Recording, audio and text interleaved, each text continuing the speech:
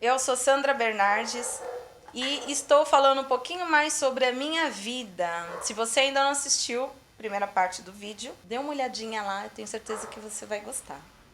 E agora eu vou começar a contar, né? Porque eu contei pra vocês até meu 14 anos, 19, e depois eu decidi fazer um segundo vídeo.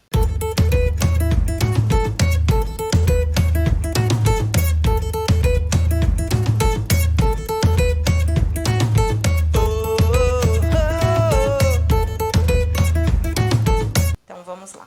Logo depois que eu me formei, o André nasceu e a minha vida mudou completamente. Foi aquele momento em que eu tive que colocar os meus sonhos em uma gaveta, dar prioridade para a situação que era cuidar do meu filho, esquecer um pouco de mim. Quando a gente passa a ser mãe, a gente deixa de ser egoísta, né? A gente tem que abrir mão do só cuidar de mim para poder cuidar dos outros. Então eu tinha uma tarefa a mais, né? Era a minha gestação, era o meu filho, era a minha família. Então eu deixei de trabalhar, fiquei só em casa, cuidando da casa. Depois que o André estava, acho que mais ou menos uns 4 ou 5 anos, eu voltei para o mercado de trabalho, mas não na área em que eu atuava, que já era formada, né, em designer, mas eu não atuei nessa área nessa época, eu fiz trabalhos freelances. Em 1999, nós tivemos uma perda muito grande na família, por parte do meu marido, foi o irmão dele. E foi um processo muito rápido, de 4 meses, em que nós descobrimos que ele estava com câncer, com leucemia. E em 4 meses nós o perdemos. Ele faleceu justamente num dia de Natal. Nós passamos depois anos e anos sem comemorar o Natal por conta dessa perda. E nesse processo em que nós estávamos passando, eu estava completamente perdida em relação a tomar remédio ou não tomar remédio. E foi quando eu engravidei pela segunda vez. Não estava nos meus planos, porque eu tinha acabado de sair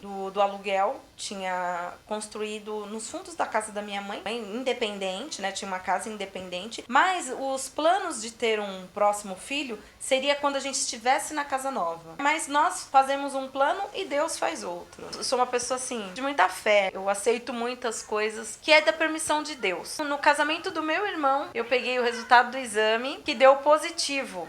Então eu estava grávida e eu não sabia. Queria muito uma menina, mas o que viesse pela vontade de Deus, né, estaria bom para todos nós. E eu me recordo que logo no comecinho da minha gravidez, o André falou assim pra mim que eu teria um menino. E ele tinha uns amiguinhos, sabe, uns amiguinhos invisíveis que ele falava, que tinha um nome, que não sei o que era todos amigos dele. Não, mãe, meu amigo falou que vai ser um menino. Aí eu falei, então tá, então no dia que eu for fazer o ultrassom, você vai comigo. E aí a gente vai descobrir se vai ser um menino ou uma menina. E aí pra fazer surpresa pra família, fiz o exame com o André. O médico falou que ia ser um menino. E aí eu já passei na lojinha e já comprei uma roupinha azul para poder anunciar à família que seria outro menino. Guilherme nasceu em 2000. Aí eu continuei sendo mãe, mais ou menos em até 2006, quando eu tive um despertar em que eu comecei a pensar, né? Os meninos estão crescendo, o André já estava grandinho, já estava com 10 anos. Eles estudavam praticamente o dia inteiro, né? Eu ficava realmente em casa para cuidar das coisas. E aí eu comecei a pensar, daqui a pouco os meninos vão crescer e eu vou estar fora do mercado de trabalho e ainda dependente do marido, né? Apesar da nossa vida ter dado uma guinada, a gente já ter comprado a nossa casa, né? Que a partir daí o Sandro se desdobrou no serviço, deu muito certo. Em 2005 nós conseguimos comprar na nossa primeira casa. Mesmo assim,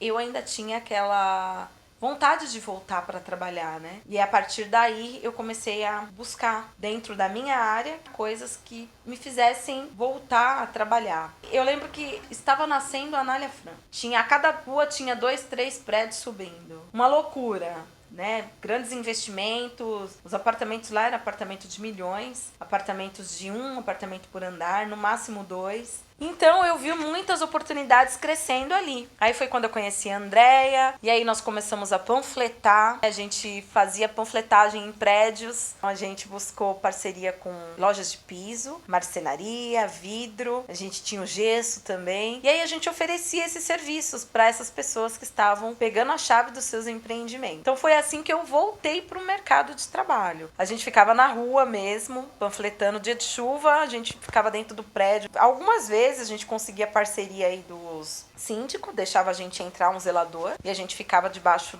da cobertura, né, do prédio. E aí começaram a pedir obras. E eu falei, poxa, né, eu conheço obra, eu sei muito de obra, já tinha estudado. Eu falei, por que não, né? E foi quando eu aceitei, né, uma das propostas era que tivesse uma reforma. E aí eu aceitei. Aí eu deixei de panfletar, só ficou a Andréia panfletando. Em 2007, eu comecei a fazer o Clube Tuiuti, do lado do Parque do Piquiri. Estavam, né, entregando as chaves, se eu não me engano, eram 6 torres. Fiquei durante um ano trabalhando de obra em obra, saindo de uma obra entrando em outra, tinha uma equipe. Foi um momento muito bom na minha carreira. Financeiramente a gente estava muito bem, né? Porque o Sandro já estava trabalhando, ganhando bem. E eu voltando para o mercado de trabalho, eu somei com ele. Então a gente estava vivendo bem, graças a Deus, né? Amém. Eu teve um problema bem grave nessa época. Acho que foi em 2008, mais ou menos, 2008 para 2009. Um cliente me chamou para fazer uma obra na Vila Leopoldina. E eu saí do Tatuapé, da Zona Leste, levei uma outra equipe para poder fazer os serviços lá. Mas como vocês sabem que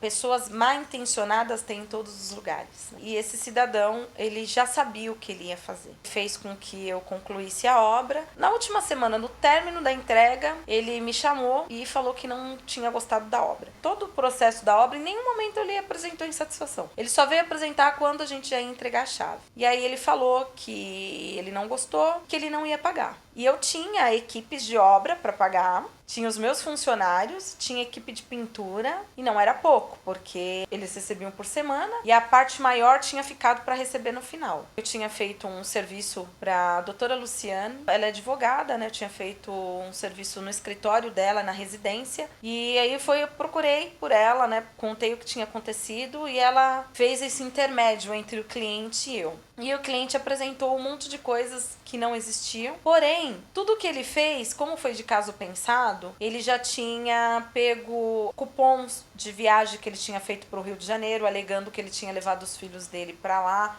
por conta do atraso da obra, e não houve atraso na obra. O hotel que ele ficou hospedado no Rio de Janeiro, o hotel que ele estava hospedado em São Paulo.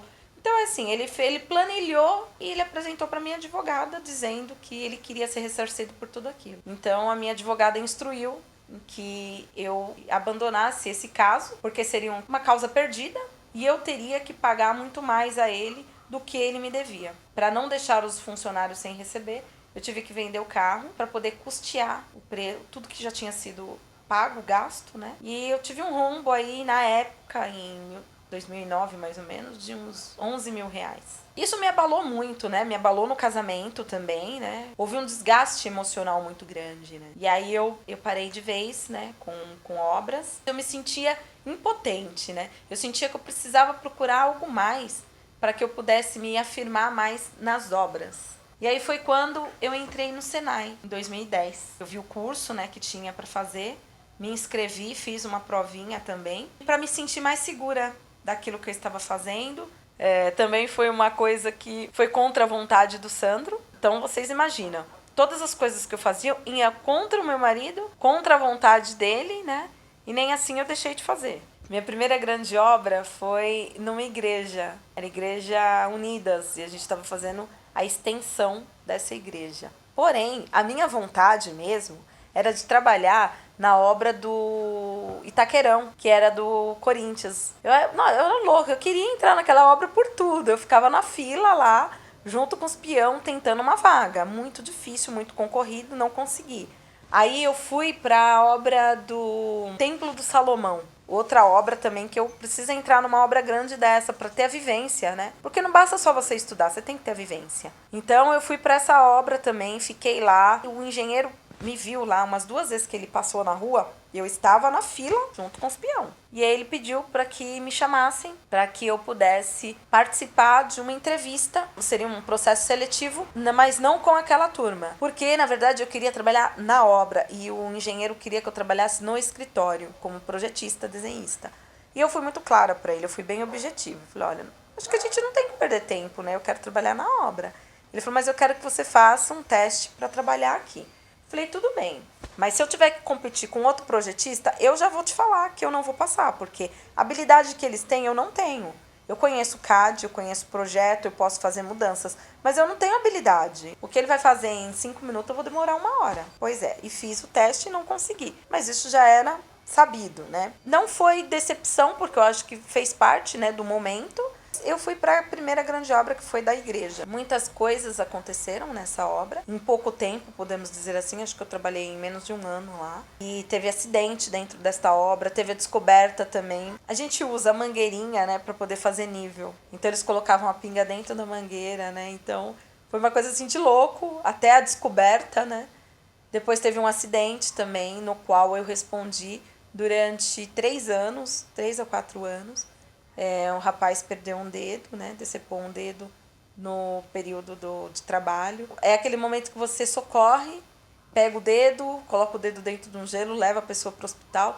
Depois passa um dia, você fala, eu fiz isso, foi eu que fiz tudo isso. E aí você começa a ver o quão você é forte, né? Quanto você é uma pessoa guerreira. Muito desafiador, porque você tem que provar a todo tempo, a todo custo, que você é capaz, que você entende e que você não tá ali para ficar brincando. O mesmo posicionamento que eles têm, você também pode ter dentro de uma obra. Isso não define você ser melhor ou não, mas eu passei por alguns perrengues aí, né, no decorrer de algumas obras. Em uma delas, pedi para sair porque eu realmente estava sendo...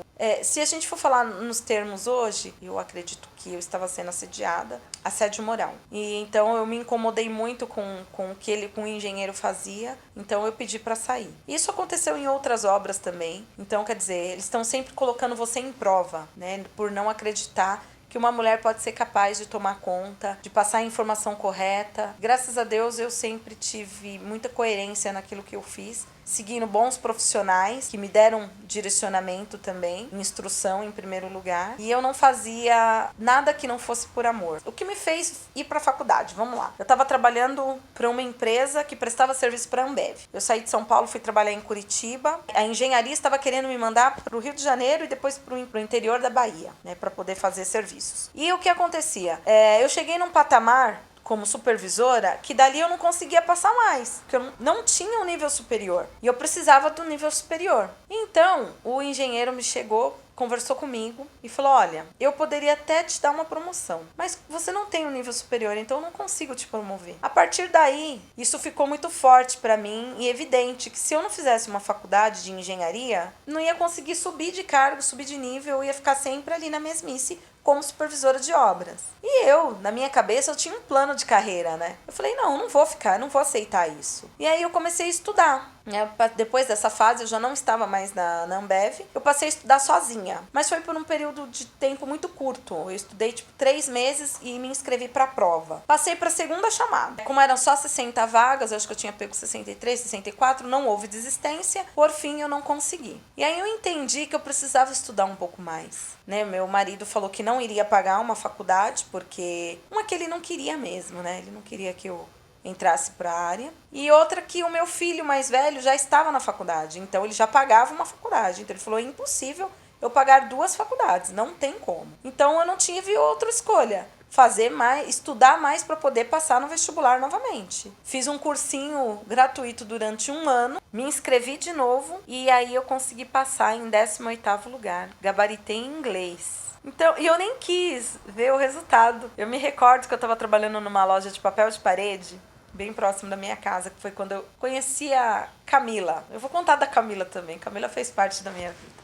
assim como eu fiz parte da vida dela. E eu tinha um amigo que trabalhou comigo na Ambev, né? E ele me ligou, Preta, você já viu o resultado? Eu, ai, Fê, não quero ver. Eu adoro ele, um beijo no seu coração, Fê. E ele, não, você tem que ver se você passou. E eu não tava sem coragem de olhar, porque eu fiquei com medo. Eu falei, eu acho que eu não consegui. E quando eu vi que eu consegui 18º lugar, ele foi a primeira pessoa que me deu essa informação, eu fiquei muito feliz. Eu fiquei, assim, bestificada.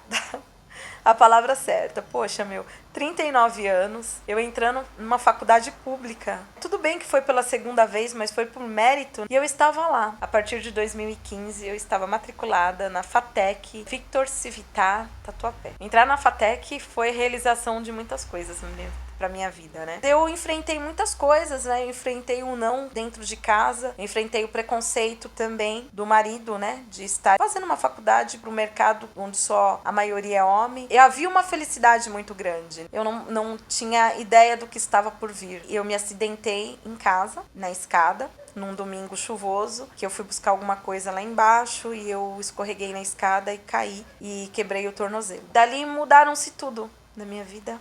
Toda aquela felicidade transformou em lágrimas, porque eu ia ter que me ausentar da faculdade. Tudo aquilo que eu sonhei, mas eu não desisti. Aí eu fiquei hospitalizada durante acho que uma semana, passei por cirurgia, voltei para casa no final do mês de março, acho que foi dia 28, 29, com muitos problemas decorrente da cirurgia, né? Eu voltei com diabetes, já tinha sido diagnosticada diabética, nível 2. Mas eu voltei com a diabetes muito oscilada, então eu passei muitos problemas. Tive enxaqueca pós-anestésico. Foi um momento de solidão muito grande. E as pessoas com quem eu contava ter apoio, eu não tive. Eu escutei pessoas que eu amava dizer pra mim que a minha brincadeira com a faculdade terminava ali. Assim, bom, então acho que agora acabou, né? Agora que você tá em cima de uma cama, vai ter que ficar numa muleta. Acho que seus sonhos terminam aqui, né? E isso mexeu muito comigo, sabe? Porque são pessoas que você não espera que falem das suas vitórias ou dos seus fracassos dessa forma. Eu voltando do hospital, o Sandro teve um problema muito grave. Ele já tinha tido diverticulite e um divertículo suporou. Ele foi internado às pressas, eu acho que dia 2 de abril, mais ou menos. Eu não fazia uma semana que eu estava em casa. Ele foi internado às pressas, num processo muito delicado, no qual os médicos não deram chance de vida para ele. A internação dele durou de abril, acho que junho. Ele ficou entre leito e UTI, teve que passar por 4 intervenções cirúrgicas graves e eu não podia fazer nada, porque eu estava aqui em casa, me recuperando também de um processo cirúrgico. Eu estava na incerteza se realmente ele voltaria para casa e como que seria a minha vida. Dá até um nó na garganta quando eu lembro, porque foram solidão, assim. Eu lembro que muitas vezes eu estava no quarto, eu chorava muito, sem saber o que pedir. Então eu só entregava, né? Eu falava para Deus, faça o que for melhor, porque eu já não sabia mais o que era melhor. Esse foi um desafio muito grande para mim. A gente fala que os problemas nos fazem crescer. Eu acredito que eu cresci em muitas coisas da minha vida ali, mas ali também eu tive que tomar muitas decisões. Entender quem eram realmente as pessoas que estavam do meu lado e as pessoas que queriam o meu bem, daquelas que não queriam. Mas passou. Mas né, naquele momento é como se ele falasse: eu acredito em você, eu sei o quanto você é capaz de chegar onde você quer. Eu vou ter que dar uma pausa.